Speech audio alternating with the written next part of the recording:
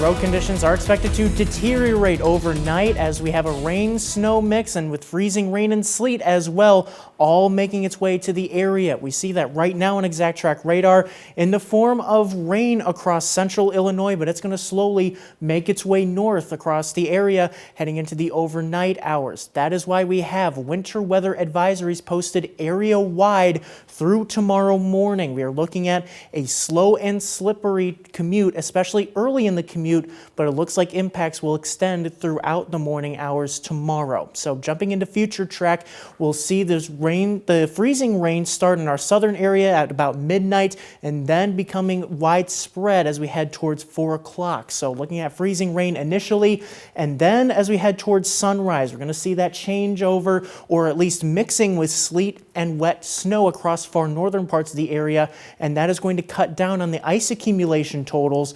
Meanwhile, sleet and freezing rain continue to fall across southern parts of the area. That's when we're watching for the most travel impacts across the southern half of the area. I-88 may be one of the big trouble spots as we head into tomorrow morning. This will continue throughout the morning hours through the morning commute. Here we're looking towards 8 o'clock, I should say, seeing that snow be moving off to the north across southern Wisconsin, maybe seeing some more freezing rain and sleet developing across northern Illinois, and then further on through the morning starting to see that change back to snow. This kind of a rain-snow mix is expected to continue even into the middle part of the day. Here we're looking at noon, but then as we look off to the south and west, we begin to see that precipitation tapering off, and then throughout the early parts of the afternoon hours, we'll be gradually drying things out. So precipitation finally ending early in the afternoon. When all is said and done, northern half of the area looking at about a glaze up to 1/10 of an inch of ice accumulation, which can very easily cause icy travel conditions, up to 2 inches of snow, more likely across southern Wisconsin and far northwest Illinois. Southern half of the area, including on I-88, looking at between 1/10 to maybe even up to 1/4 of an inch of ice accumulation, which could cause potentially hazardous travel at times. So we are going to have to carefully watch for where most of that freezing rain falls.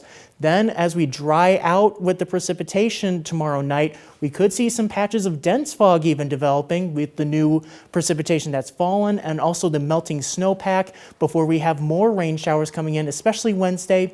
Could even last into Thursday as well. The snow on the ground will continue to melt as we have temperatures above freezing for highs all week, but we don't see a lot of sunshine, looking like clouds will be hanging around. But in your most accurate 10-day forecast, it's not until we get to the last week of January, starting to transition to February, maybe seeing some sunshine and the warm weather holding firm. But in the 4-degree guarantee today, finally got back to freezing, back above average. We hit the bullseye today, cash total up to 338.